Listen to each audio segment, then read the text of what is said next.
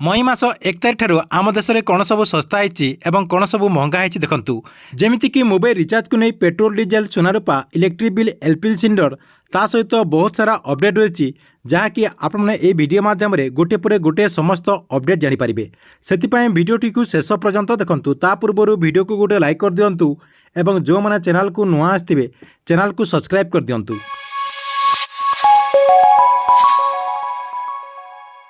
प्रथम देखु मई 1 तारिख ठारू कमर्शियल गैस सिलिंडर मूल्य कमी जाइए जहाँकि 20 टंका कम हो जाए। या सहित एविएशन इंधन मूल्य बढ़ी जाए। जो मैंने फ्लाइट रे यात्रा कर फ्लाइट टिकेट टिके महंगा हो पाए आपने जानी रखु केवल कमर्शियल गैस सिलिंडर मूल्य कमी जहाँकि कमर्शियल गैस सिलिंडर आपणकर होटेल रेस्टोरेंट में व्यवहार होता है किंतु आपने जो घर व्यवहार कर घरोई गैस सिलिंडर मूल्य कौन परिवर्तन है ना जहाँकि आगुरी जिते टंका थिला सेते टंका रही।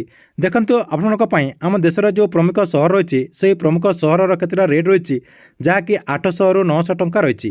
2 नंबर अपडेट देखंतु सुना एवं रूपा रेट को नहीं बहुत बड़ा गोटे अपडेट रही सुना एवं रूपा रेट कमी जाइए जहाँकि 24 कैरेट सुना एवं 22 कैरेट सुना 100 टंका कम हो जाइए। या सहित राजधानी दिल्ली में 10 ग्राम सुनार रेट जहाँकि 72,720 टंका रही। सेहीपरि रूपार रेट काली तुलन में 500 टंका कम हो जाइए जहाँकि किलो प्रति 83,400 टंका रही। सेहीपरि जदि आपने देखिए 10 दिन भितर सुनार रेट 2,500 टंका कम हो जाइए जहाँकि 2500 टंका कम हो जाइए। या सहित मई 1 तारिख ठारू केतक जगह पेट्रोल और डीजेल रेट सस्ता हो जाए जहाँकि दिल्ली रे रेट केते रही देखो 94 टंका 72 पैसा। सेहीपरि डीजेल रेट रही 87 टंका 62 पैसा जहाँकि प्रति लिटर।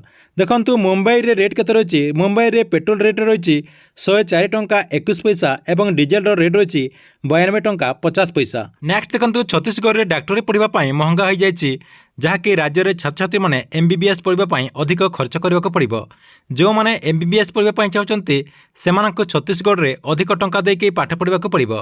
ता सहित देखो जियो एयरटेल रिलायंस को नहीं बहुत बड़ा गोटे अपडेट रही। जियो और एयरटेल रिचार्ज बर्तमान महंगा हो जाए। आगुरी जो कंपनी तरफ अनलिमिटेड 5G डाटा जहाँकि फ्री रे ऑफर मिलता बर्तमान सही ऑफर को बंद कर दिया जहाँकि आगुरी आपने फ्री रे पाई पारुथिले सेटा आपने फ्री रे पाई पारिबे नहीं। या सहित आपने जानिथिबे किछि दिन तले जियो कंपनी तरफ जियो सिनेमा प्रीमियम प्लान बर्तमान 29 टंका को ह्रास कर देछि। जेमति कि आपने नेटफ्लिक्स हॉटस्टार आपनकर अमेजन प्लस रे जेमति कि आपनको सब्सक्रिप्शन नेबाक पड़ता है से सब्सक्रिप्शन आपनकर 29 टंका करा जायछि। या सहित देखंतु मोबाइल रिचार्ज को नहीं बहुत बड़ा गोटे खबर सामना को आछि कहा जाउछि जे 17% महंगा हो जायछि। सेहीपरि 5G सर्विस रे 5% अधिक चार्ज देबाक पड़िबो। जो ग्राहक माने एबे 5G सर्विस व्यवहार करछन्ते सेमानकु एणुएणिकी 5% अधिक चार्ज देबाक पड़िबो। नेक्स्ट देखंतु ओला स्कूटी को नहीं जहाँकि आपने जानिथिबे ओला कंपनी तरफ जो इलेक्ट्रिक स्कूटी रही से इलेक्ट्रिक स्कूटी को नहीं गोटे बहुत बड़ा अपडेट रही।